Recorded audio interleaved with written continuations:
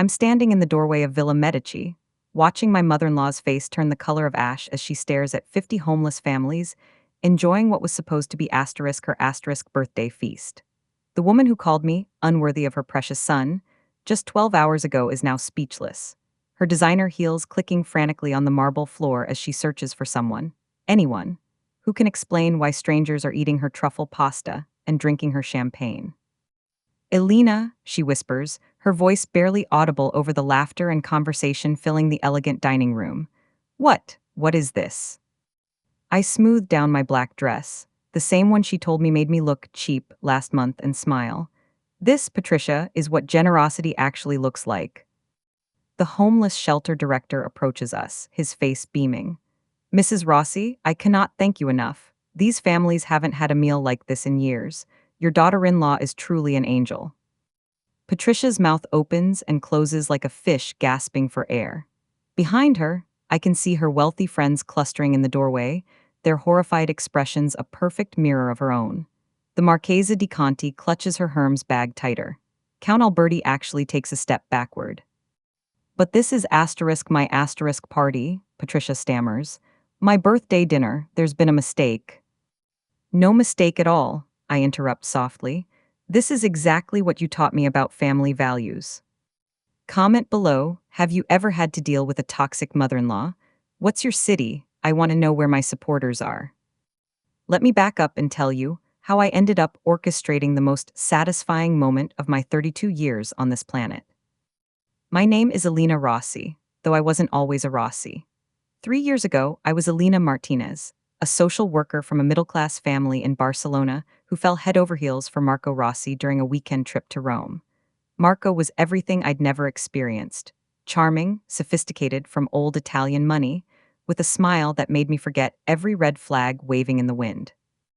Our whirlwind romance felt like a fairy tale. Marco would fly to Barcelona just to take me to dinner, send flowers to my office, write me love letters in broken Spanish that made my coworkers swoon. When he proposed after 8 months, presenting me with a ring that probably cost more than my annual salary, I said yes without hesitation. That's when I met Patricia.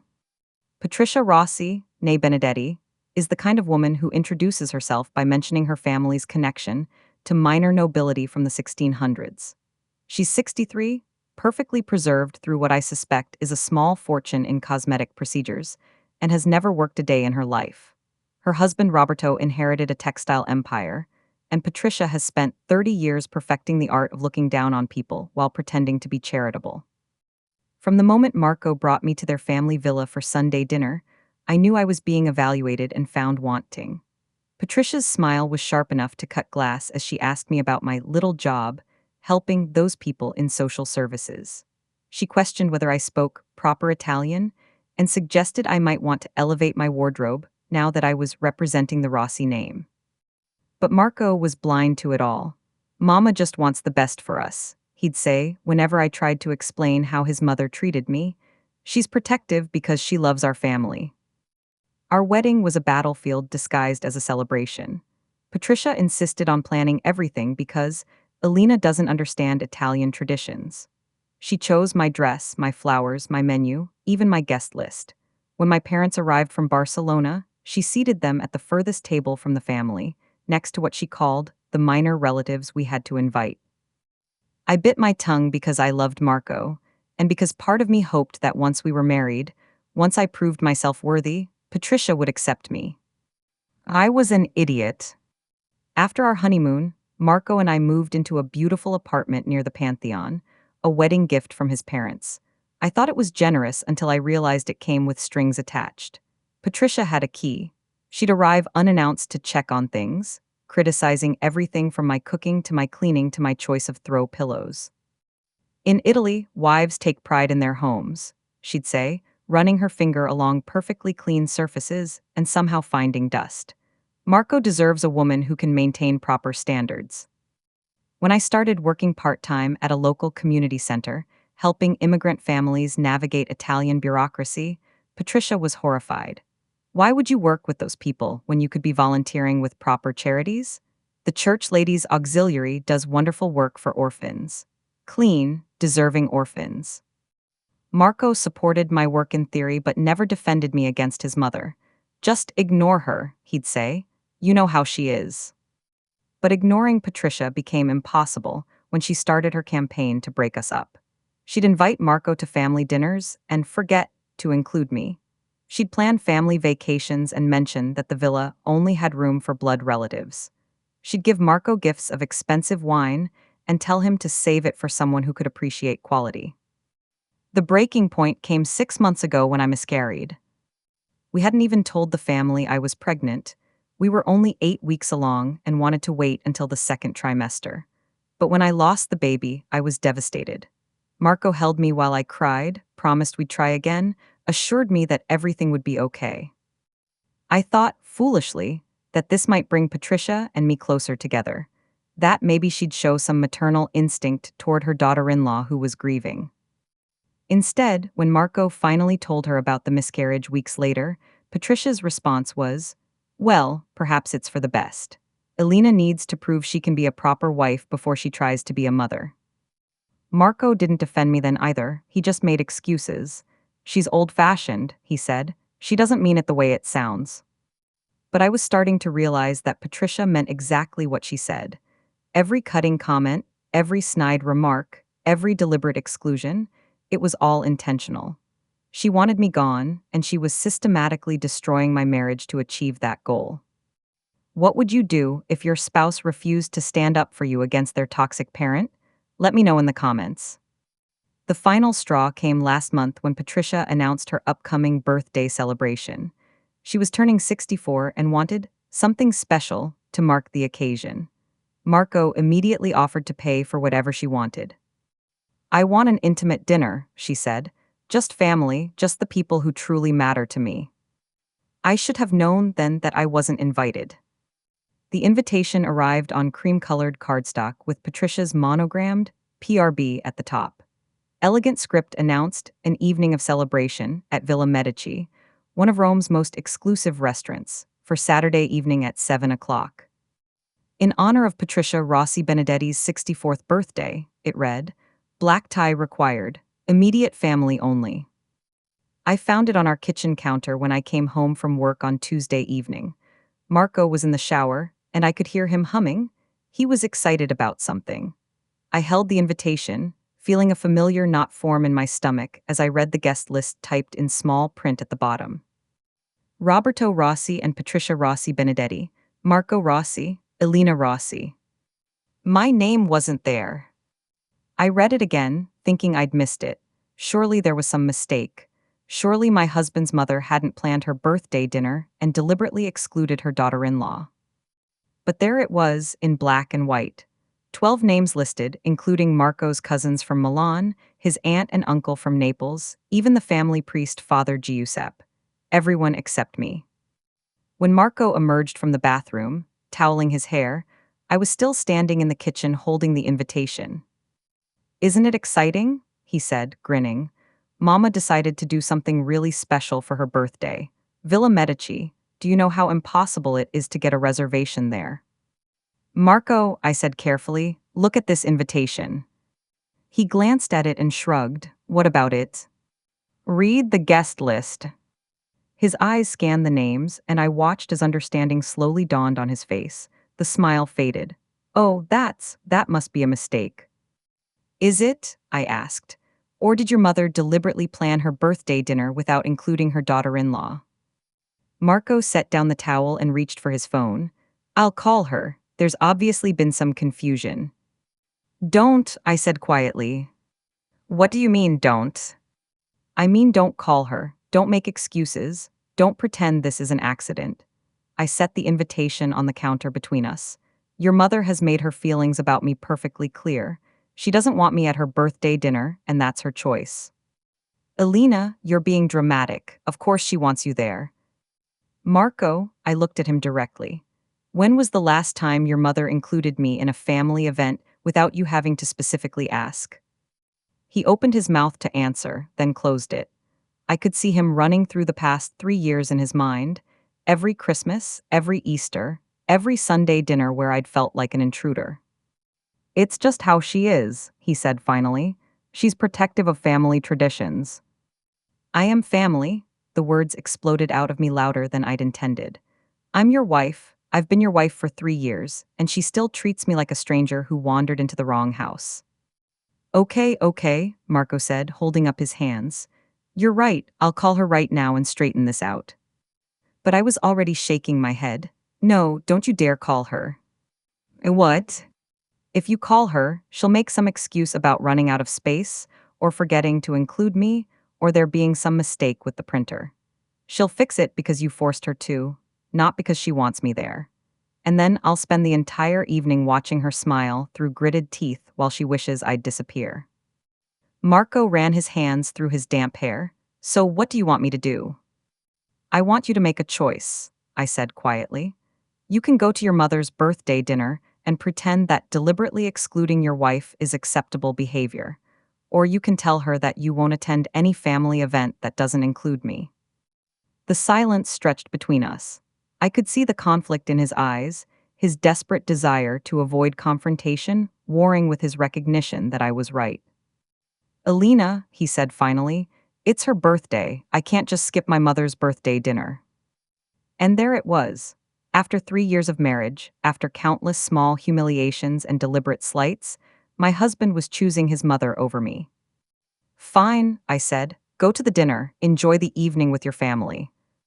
Don't be like this, Marco pleaded. Come with me anyway, just show up. Show up uninvited to a dinner where I'm clearly not wanted? Absolutely not. I picked up the invitation and handed it to him. This is your mother's birthday present to herself, an evening free from the daughter-in-law she despises. I'm not going to ruin that for her. The next day, I called Villa Medici. Good afternoon, I said, in my most professional Italian. I'm calling regarding the Rossi reservation for this Saturday evening. Of course, Mrs. Rossi, the maitre d' replied. How may I assist you? I need to make some changes to the arrangements. Rate this betrayal 110. Have you ever been deliberately excluded from a family event? Comment your story below. Over the next 4 days, I watched the people in my life reveal exactly who they were. Marco, predictably, tried to have it both ways. He'd approach me with conciliatory gestures, flowers, my favorite pastries from the bakery near his office, suggestions for a romantic dinner just for us on Saturday night while he was at his mother's party. I don't understand why you're making this such a big deal, he said Thursday morning as I got ready for work. It's just one dinner. She probably thought you wouldn't be interested anyway. It's mostly older relatives speaking Italian and talking about family history you don't know. I paused in applying my lipstick and looked at him in the mirror. Do you hear yourself right now? What? You just gave me 3 separate excuses for why your mother deliberately excluded me from her birthday dinner. First, it's no big deal. Then it's that she thought I wouldn't be interested. Then it's that I wouldn't understand the conversation. I turned to face him. Which one is the truth, Marco? He shifted uncomfortably. I'm just trying to understand her reasoning. Her reasoning is that she doesn't consider me family. And apparently, neither do you. That's not fair. Isn't it? I picked up my purse and headed for the door. If your mother had excluded any of your male cousins from this dinner, would you be making excuses for her? Marco didn't answer, which was answer enough. At work, I confided in my colleague Sophia about what had happened. Sophia was a few years older than me, divorced, with the kind of sharp instincts that came from hard experience. Madonna mia, she said after I finished explaining, Patricia sounds like a real piece of work. The worst part is that Marco keeps making excuses for her, I said. It's like he's incapable of seeing how toxic she is. Sophia leaned back in her chair, studying me with shrewd eyes. Alina, can I ask you something? What do you get out of this marriage? The question caught me off guard. What do you mean? I mean, you're intelligent, beautiful, successful in your career. You could have any man in Rome. So why are you fighting so hard for one who won't even stand up to his mother for you? I opened my mouth to defend Marco, to list all his good qualities, but found myself struggling for words. When I really thought about it, what did I get from my marriage? Financial security, yes. Social status, certainly, but respect, support, partnership. I love him, I said finally. Sophia nodded knowingly. Love isn't enough if it's only going in one direction. That evening, I called my sister Carmen in Barcelona. I hadn't spoken to my family about my marital problems, partly from pride, partly from fear that they'd say, "I told you so." Carmen and my mother had both expressed reservations about Marco during our engagement, gently suggesting that maybe I was rushing into things. "Elena," Carmen's voice was bright with surprise. "What a nice surprise, how are you?" "I've been better," I admitted, and found myself telling her everything. Patricia's years of subtle cruelty, Marco's refusal to defend me, the birthday dinner invitation that had finally broken my tolerance. Carmen listened in increasingly outraged silence. When I finished, she was quiet for a long moment. "Hermana," she said finally, "why didn't you tell us this was happening?" "Because I kept thinking it would get better. That Patricia would eventually accept me, or that Marco would grow a spine and stand up for me." Then now, I stared out our apartment window at the Roman sunset, painting the ancient buildings golden. Now I'm starting to think Sophia is right. Maybe I'm fighting for something that was never worth having. "What are you going to do about the dinner?" A plan was already forming in my mind, something that had started as a kernel of angry fantasy, but was beginning to feel more solid, more possible.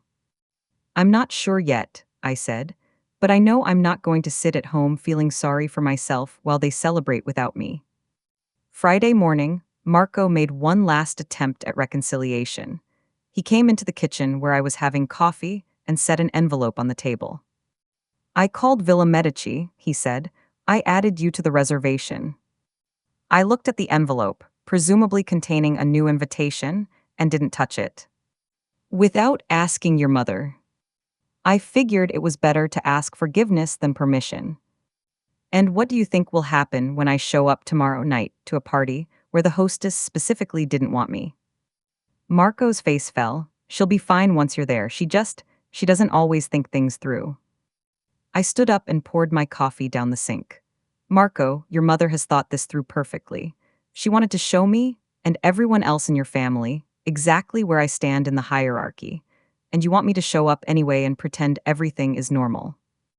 I want my wife to come to my mother's birthday dinner." "No," I said quietly. "You want to avoid dealing with the consequences of your mother's behavior. There's a difference." I left him sitting at the kitchen table with the unopened envelope. At lunch, I met with my friend Giulia, an event coordinator who'd helped me plan several community fundraisers. Giulia knew everyone in Rome's hospitality industry and had connections that money couldn't buy. "I need a favor," I told her over pasta at our usual cafe near the Spanish Steps. "Anything for you, Cara, what do you need?"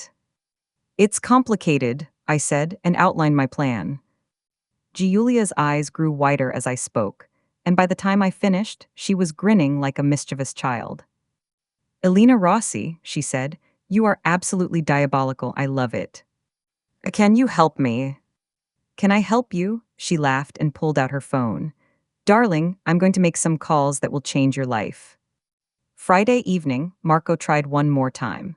He came home with grocery bags and announced he was making dinner, something he rarely did. "I thought we could talk," he said, unpacking ingredients for carbonara. "Really talk without getting angry or defensive." I watched him from the doorway as he moved around our kitchen with practiced ease. Marco was actually an excellent cook when he put in the effort, and carbonara was my favorite dish. Despite everything, I felt a familiar flutter of affection for this man I'd married. "What do you want to talk about?" I asked. "About tomorrow night, about my mother, about us." He started heating olive oil in a pan. "I know you think I don't see how she treats you, but I do. I don't know how to fix it." "It's not your job to fix your mother, Marco. It's your job to protect your wife." He nodded slowly. "You're right, and I haven't done that." For a moment, I felt hope flicker to life. Maybe this conversation would be different. Maybe Marco was finally ready to see the situation clearly. "So what are you going to do about it?" I asked. Marco was quiet for a while, focusing on whisking eggs and cheese together. Finally, he said, "I think the best approach is gradual. I'll start setting boundaries with her, but gently. If I come on too strong, she'll just dig in her heels."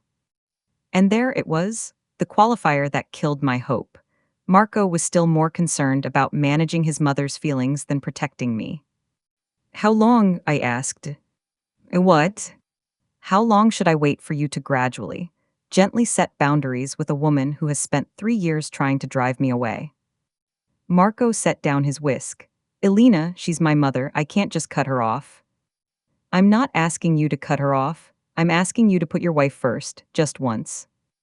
The silence stretched between us, filled with the sizzle of pancetta in the pan. I'm going to her birthday dinner tomorrow, Marco said finally. I hope you'll come with me. I nodded and went to our bedroom. I had calls to make. What would you do in this situation? Comment below, Team Elena or Team Marco. Saturday afternoon, while Marco was at his parents' house helping set up for the evening, I put the final pieces of my plan into motion. The first call was to Villa Medici.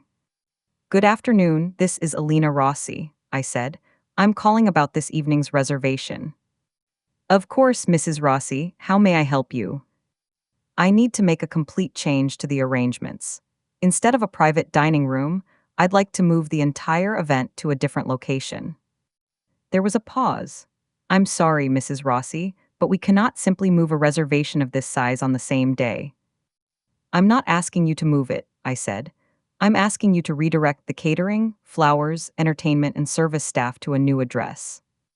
But Mrs. Rossi, your deposit will be doubled if you can make this happen, plus a generous bonus for your staff. Another pause then. What location did you have in mind? I gave him the address of Casa di Speranza, the homeless shelter where I'd been volunteering for the past year. And I'll need the guest list expanded significantly. Instead of 12 people, we'll be serving about 60. The second call was to Marco. Amore, I said when he answered, I've been thinking about what you said last night. Really? His voice was hopeful. Really? And you're right, I should come to your mother's birthday dinner. Elena, that's wonderful, I knew you'd. I'll meet you there at 7:30, I interrupted. I have a few things to take care of first.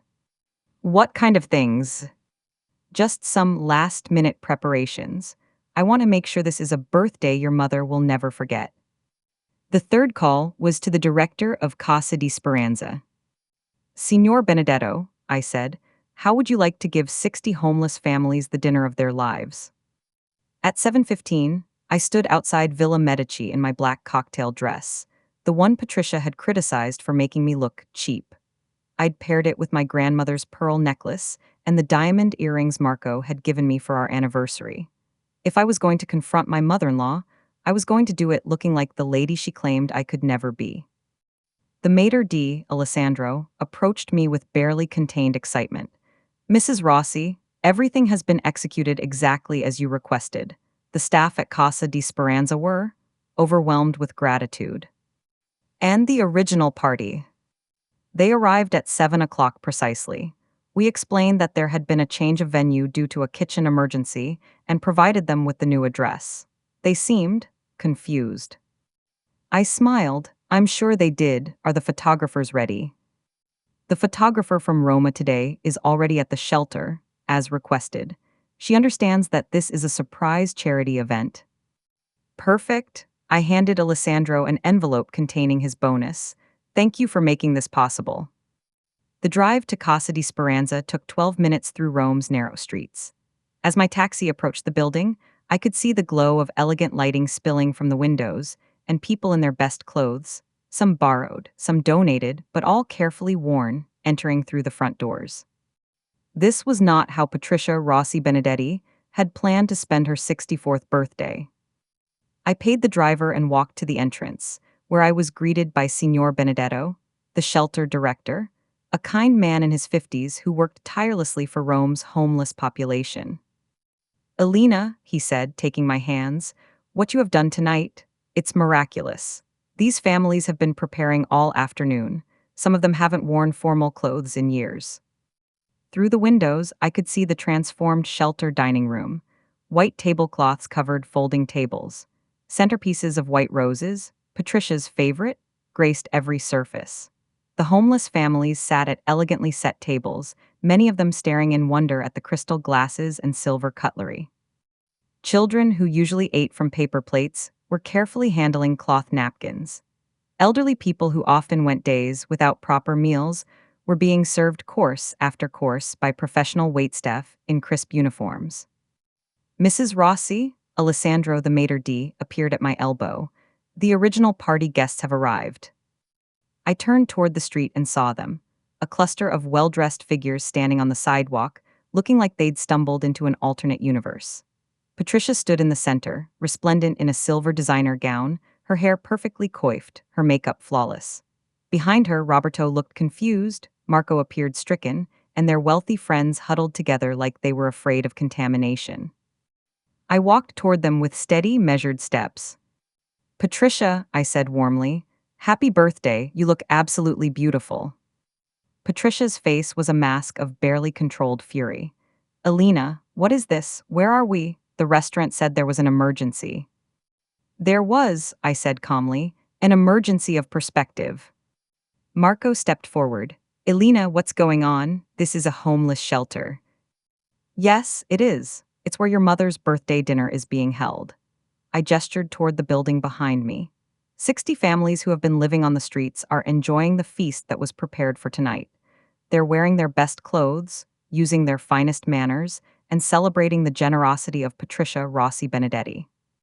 The photographer from Roma today, a contact from my social work, stepped discreetly closer, her camera ready. "I don't understand," Patricia said, but I could see in her eyes that she understood perfectly. "Let me explain," I said, loud enough for the gathering crowd to hear. "When I received the invitation to your birthday dinner—" "Oh, wait. I didn't receive an invitation, did I? Because you deliberately excluded your daughter-in-law from your guest list." A murmur went through the assembled group. Some of Patricia's friends looked embarrassed. They clearly hadn't realized I'd been excluded. "Elena," Marco said quietly, "please don't do this here." "Do what, Marco? Tell the truth?" I kept my voice steady, pleasant. "Your mother planned an intimate family dinner for her birthday. 12 people. Everyone she considers worthy of celebrating with. Everyone except the woman you married." Roberto stepped forward, looking uncomfortable. "Elena, there must have been some misunderstanding." "No misunderstanding at all," I said, pulling out my phone and displaying a photo of the original invitation. "Here's the guest list, 12 names, mine isn't on it." I looked directly at Patricia. So I made a decision. Instead of staying home feeling sorry for myself, I decided to give your birthday dinner to people who would truly appreciate it. People who know what it means to be excluded, to be treated as unworthy, to have doors slammed in their faces. Patricia found her voice. "You had no right." "I had every right," I said firmly. "I organized this dinner. I paid for this dinner. I arranged every detail of this celebration, from the flowers to the menu to the entertainment. The only thing I didn't do was invite the guests, because according to you, I'm not family enough to have a say in family celebrations." The photographer was moving discreetly through the crowd now, capturing the shocked faces, the elegant dress, the homeless shelter backdrop. Tomorrow, this would be front-page news. Society wife donates birthday feast to homeless families. "This is insane," Patricia hissed. "These people, they don't belong with our things, our food." "Our things," I interrupted. "Patricia, this dinner was paid for with money I earned. Money from my little job helping those people that you've always looked down on." The crowd was growing now. Some of the homeless families had come outside to see what the commotion was about. They stood in the doorway in their borrowed finery, uncertain whether they should stay or go.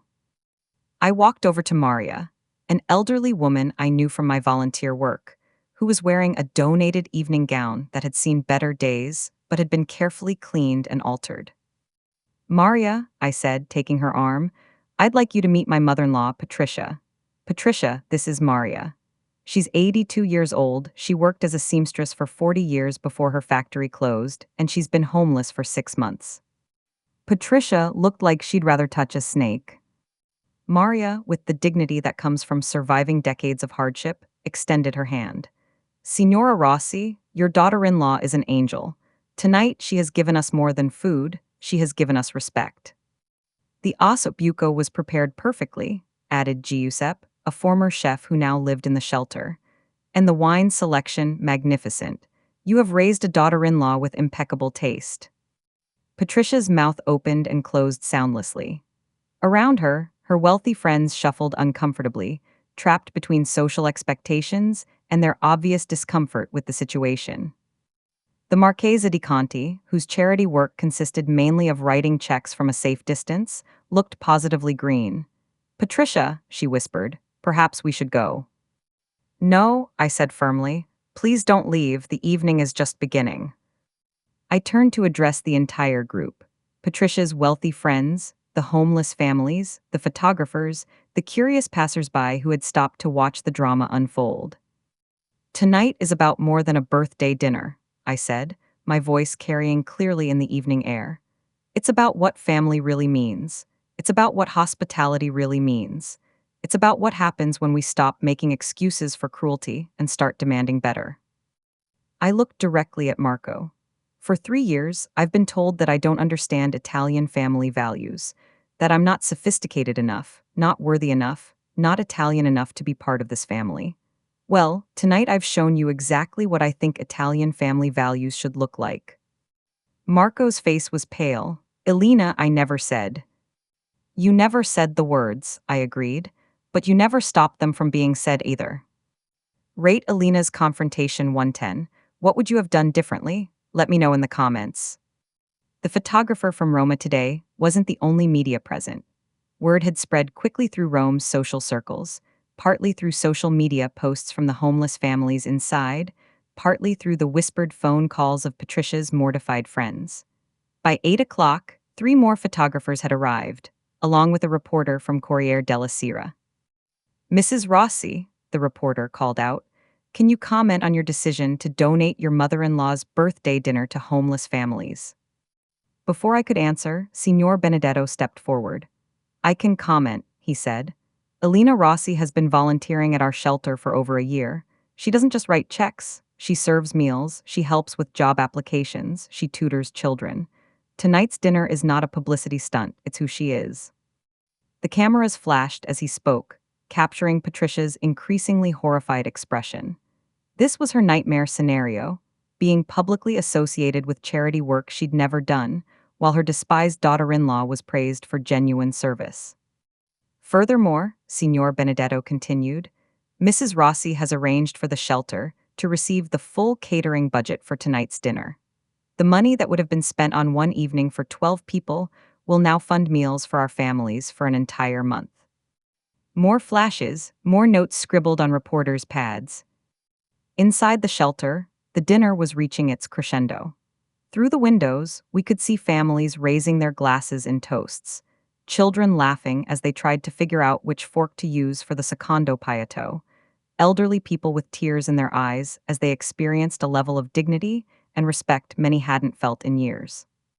"Excuse me," said a small voice beside me.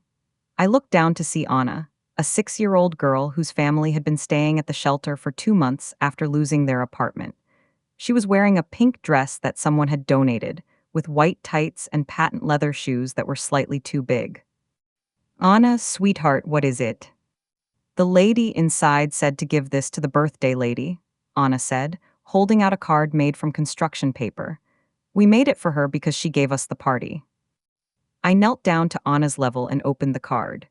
Inside, in a dozen different handwritings, the homeless families had written messages. "Grazie for the most beautiful evening of our lives.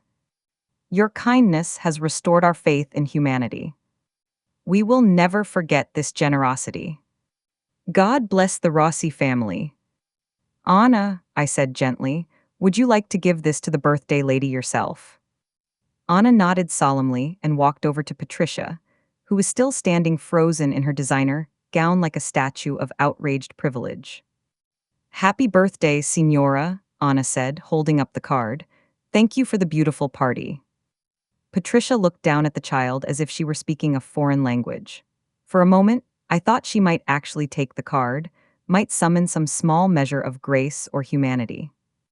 Instead, she stepped backward. "Roberto," she said to her husband, "we're leaving now." "Patricia," Roberto said quietly, "perhaps we should." "Now," Patricia's voice cracked like a whip. But as the Rossi family group began to retreat toward their waiting cars, Marco stepped forward and knelt down in front of Anna. "Thank you, Piccola," he said gently, taking the card. "This is very beautiful." Anna beamed at him, rocking on her toes. Marco stood, card in hand, and turned to his mother. "Mama," he said quietly, "accept the birthday card." Patricia's jaw tightened. Cameras clicked. The Marchesa tugged at her sleeve, hissing, "Patricia, smile." But Patricia could not. She had spent a lifetime choreographing rooms, and tonight the room no longer obeyed her. So Marco made the choice she wouldn't. He took Anna's small hand and walked her inside. Reporters followed. Roberto hesitated, torn between pride and habit, then slipped in behind them. I stayed near the door, letting the current of the evening carry itself. Inside, Marco knelt beside the head table, lifted a water glass with a soft clink, and said, in lovely, formal Italian, "To my mother's birthday, and to the people who honored it with gratitude bigger than any ballroom." He handed the card to Signor Benedetto. "Please keep this in the shelter office, a reminder of what tonight meant." Applause filled the room. A violinist, booked for Patricia's dinner, began to play O Sol Mio. The staff set down steaming plates of truffle pasta, the one Patricia had demanded during planning calls before the families. A young father cried openly over a simple bowl of food. He said it tasted like his wedding day. Patricia appeared in the doorway, rigid and glittering, trapped between leaving and losing. The Marchesa murmured, "We should go." But Roberto shook his head. "No, we should sit." He offered his wife a chair. Patricia stared at it as if it were a test. The cameras waited. She couldn't sit. To sit would be to concede. She couldn't leave. To leave would be to confirm the worst story people would tell about her for years. So she stood, alone, watching everyone else take their places. I joined the servers, tying a spare apron over my dress. The maitre d' shot me a grateful smile as I began to plate tiramisu. A teenage boy, Luca, who'd been sleeping in a car with his mother, whispered, "Signora Alina, may I take a second piece to my nonna?" I nodded and slipped the extra portion onto his plate. The photographer caught the moment. His tentative smile, my flour-dusted hands, the white roses between us. When the band struck a sleepy waltz, I invited the children to dance. They skittered across the polished floor, skirts twirling, sneakers squeaking. At one point, little Anna tugged at Marco's sleeve. "Will you dance with me?" He looked toward his mother, then back to the child, and stepped onto the floor. It was awkward, a man in a tuxedo counting out steps to match a 6-year-old's hopping rhythm. But it was also the first beautiful thing I'd seen Marco do in months that didn't involve pleasing someone else. Patricia watched, expression cracking, anger, then confusion, then something that might have been fear. Her power depended on shared pretending. Tonight, no one pretended for her. Near 9, Roberto approached me. "Elena," he said, voice rough, "I was wrong, we both were." He glanced toward his wife. "If you'll allow it, I'd like our family to sponsor the shelter's winter program. Quietly, no plaques."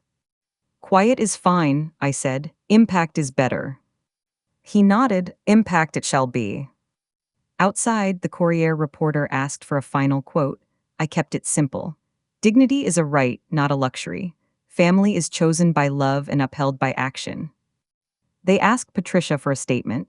She pressed her lips together and looked past them, as if the night were a smudge she could wipe away. By 10, the last cappuccinos were poured.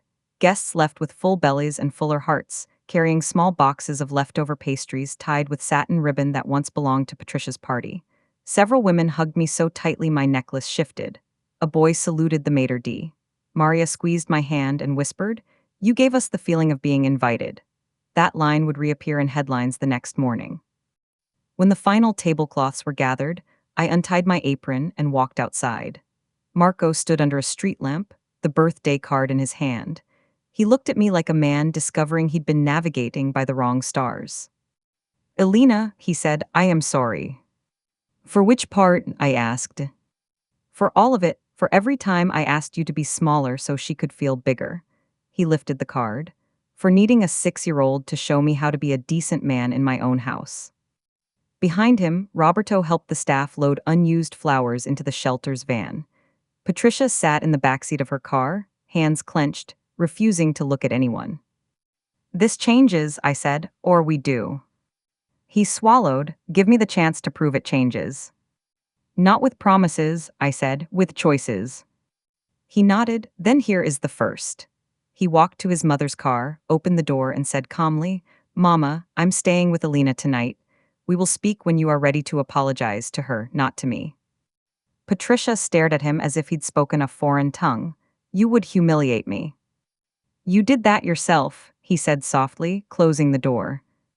He returned, took my hand, and we walked home through streets that smelled like rain and espresso, past windows where families were laughing, the night still humming with the music of a shelter that had become a ballroom. Aftermath and resolution. The headlines were merciless and perfect. Rome's most talked about birthday feast feeds the homeless. She invited us to belong, inside the dinner that changed a shelter. Patricia Rossi, Benedtti silent as daughter-in-law's gift goes viral. Villa Medici announced a new monthly partnership with Casa di Speranza, quietly crediting a client's generosity. Donations poured in, suits for interviews, laptops for schoolchildren, vouchers for apartments. The shelter had never seen a winter like it. Patricia tried damage control. Her friends issued stiff statements about miscommunications. She hosted a small luncheon and invited a photographer. The photos showed artfully plated salads and faces strained into smiles. The public was unimpressed. Charity, people learned that week, looks like rolling up your sleeves, not arranging your napkins. At home, Marco chose daily, not dramatically. He changed the locks that his mother once used as revolving doors and returned her key. He set a boundary so clear even Patricia couldn't pretend to misunderstand.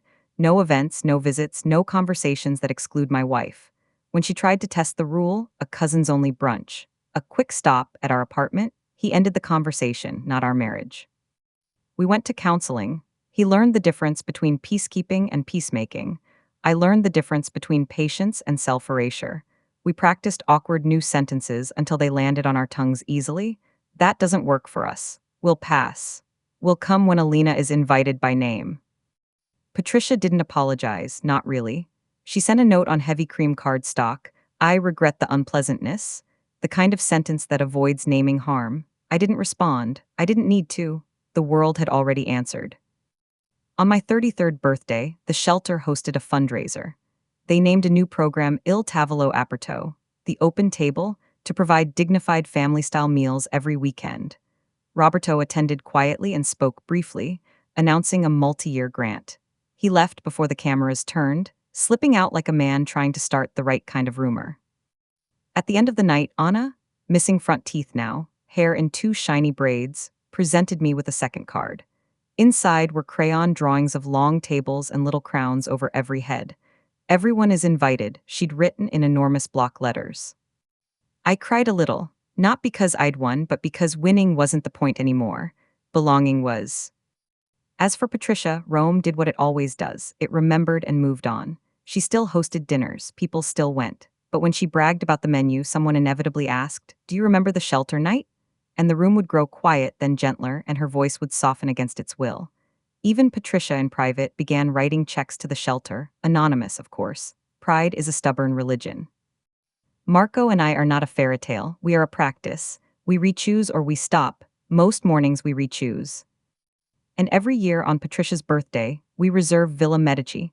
Not for her, not for us, but for Il Tavolo Aperto. 60 families, white roses, too much tiramisu. A violinist who knows the exact song that makes children brave enough to dance. I still wear the black dress she called cheap. It looks like armor now. If you've ever dealt with a toxic in-law, or had to draw a line to protect your peace, tell me your city and your story below. I read every comment.